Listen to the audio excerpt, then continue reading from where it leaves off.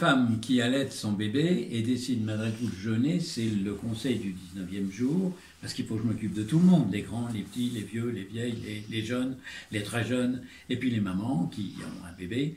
Et une femme qui allaite son bébé et décide malgré tout de jeûner devra se résoudre, au pire, à passer à un allaitement artificiel, au mieux à passer à un allaitement mixte, c'est-à-dire artificiel dans la journée et ces mamans qui allaitent pendant la rupture du jeûne, et surtout uniquement avant le deuxième repas, celui qui précède la reprise du jeûne.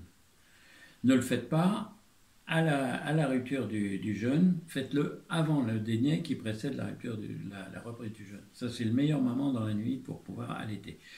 Si je recommande de donner ça avant ce deuxième repas, et pas plus tôt, c'est parce qu'il faut donner le temps au corps de la maman de se réhydrater.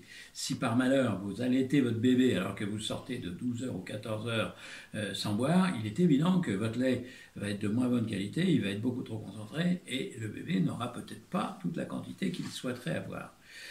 Donc cette réhydratation se fait dans les 2 heures qui suivent la rupture du jeûne.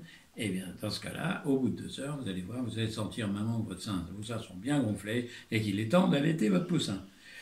Le fait d'attendre jusqu'au lendemain matin permet d'avoir en quantité suffisante un lait d'une valeur nutritionnelle tout à fait correcte.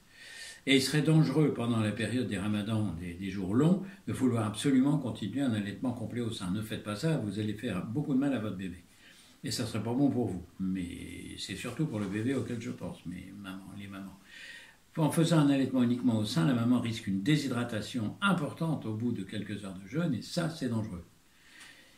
Et le bébé ne recevra plus quotidiennement une quantité suffisante de lait en même temps, et lequel risque d'être de moins bonne qualité. Donc, ne jouez pas à ça, n'essayez pas, quand les jours sont encore longs. Vous pourrez faire ça l'hiver. Si vous êtes enceinte en plein hiver, eh bien là, oui, vous pourrez allaiter votre bébé 2 fois dans la nuit, vous aurez largement de temps.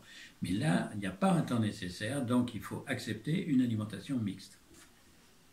Vous demanderez à votre médecin, à votre pédiatre de vous dire exactement ce qu'il faut faire, mais le médecin saura très bien, et la pédiatre encore plus, ce qu'il faut faire, comment il faut, quel lait maternel, quel lait supplémentaire, etc. Enfin, c'est un boulot assez précis.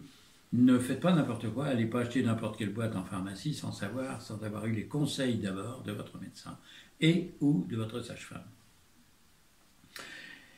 Du coup, le bébé risquerait une déshydratation aiguë, ce qui serait extrêmement dangereux pour un bébé. Donc, ne faites pas courir le risque de déshydratation à votre petit.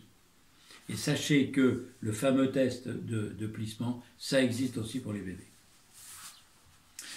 À la rupture du jeûne, des abricots rôtis au miel. Pas mal ça. Alors, ça peut être des abricots frais, mais ça peut aussi être des abricots secs. Donc, si vous ne trouvez pas d'abricots frais, vous n'en faites pas, il y a des abricots secs. Une boisson chaude ou froide sans lait, sucré ou non. Et puis, le soir, pour une fois, on ne va pas vous mettre du poisson, on va vous mettre des ailes de dinde au parfum d'Orient. Et ça, on va vous donner la recette, parce que c'est assez spécial, mais c'est sacrément bon. Et un bouillon de cresson à l'estragon, ça c'est bon aussi, ça.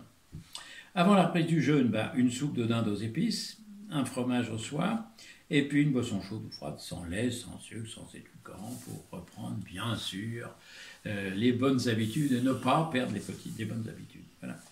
À demain. Demain est un jour important. Parce que ça sera le 20e jour. Vous aurez fait les 2 tiers du chemin du Ramadan. Donc, à demain.